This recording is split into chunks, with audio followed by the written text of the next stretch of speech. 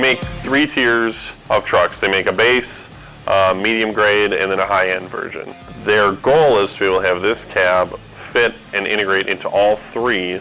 So the design concept being the cab is just a cab. So most of our designs, we would integrate some of the chassis functionality into the cab.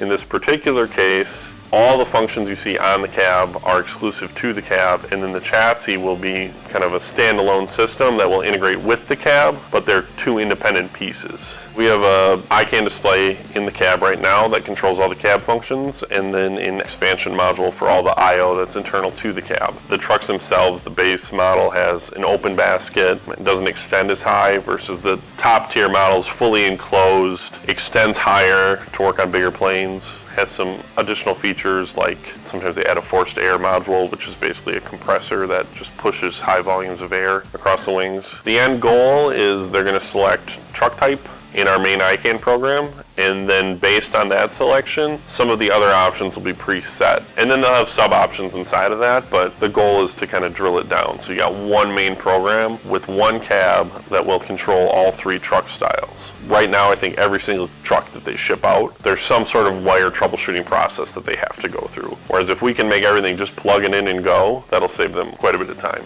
The one interesting feature we have on this cab that we've never done before is the CAN-based wiper system. So every other cab we've ever built has basically a relay-driven wiper system, and this one has no relays at all. We give a CAN command to tell the wipers what to do. There's no park switch. We have an encoder on the wipers, and they give us position feedback, so we can tell when they're in a park position. We tell them to stop. So yeah, first one of its kind.